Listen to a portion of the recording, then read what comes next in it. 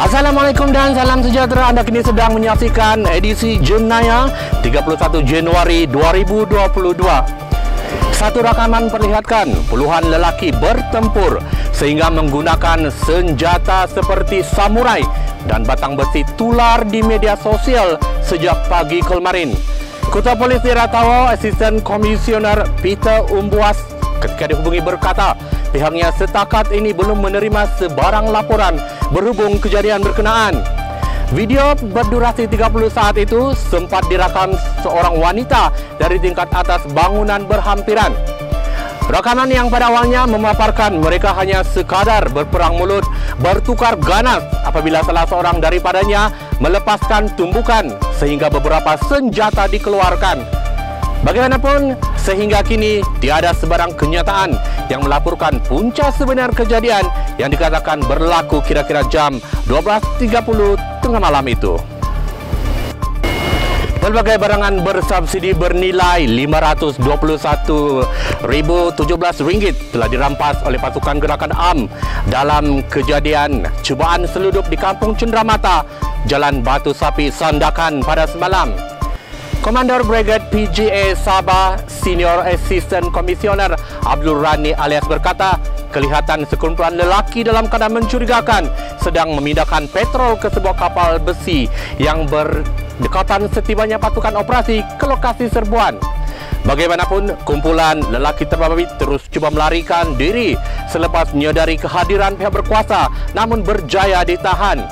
Hasil pemeriksaan lanjut mendapati kumpulan berkenaan sedang menjalankan aktiviti pemindahan minyak petrol ke kapal laut dan semua minyak berkenaan dipindahkan daripada beberapa tong berkapasiti 200 liter yang berada di atas 2 lori sambil diperhatikan di kawasan terbabit.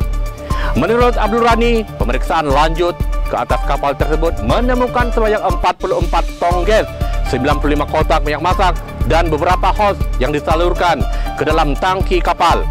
Kesemua individu yang ditahan adalah membabitkan seorang warga asing dan 5 rakyat tempatan berusia 24 hingga 42 tahun. Kes disiasat mengikut Seksyen 21 Akta Kawalan Bekalan 1961 dan disiasat bersama Peraturan 3/1 Peraturan Kawalan Bekalan 1974. Seorang kontraktor mengaku tidak bersalah di Mahkamah Khas Rasuah pada kemarin di atas pertuduhan menggunakan dokumen palsu untuk mendapatkan tender di Kolej Matrikulasi Labuan pada 2019. Muhammad Ashraf Kula yang berusia 29 tahun membuat pengakuan itu selepas pertuduhan terhadapnya dibacakan di hadapan Hakim Abu Bakar Manat. Tertuduh didakwa menggunakan dokumen palsu sebagai tulin, yaitu Surat Kebenaran Khas Lembaga Pembangunan Industri Pembinaan bagi mendapatkan tender kerja-kerja sistem retikulasi air di luaran dan lain-lain kerja berkaitan di Kolej Matrikulasi Labuan bernilai 1,6 juta ringgit daripada Jabatan Kerja Raya Labuan. Pendakwaan dikendalikan Pegawai Pendakwa Suruhanjaya Pencegahan Rasuah Malaysia, Katrina Nais, manakala Muhammad Ashraf diwakili Peguam Dato' Rakbir Singh.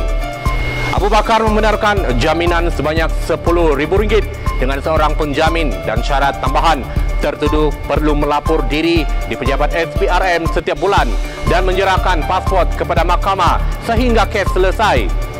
Tertuduh didakwa mengikut Seksyen 471 Kanun Keteksaan yang boleh dihukum di bawah Seksyen 465 Kanun Sama yang memperuntukkan hukuman penjara sehingga 2 tahun atau didenda kedua-duanya jika sabit kesalahan.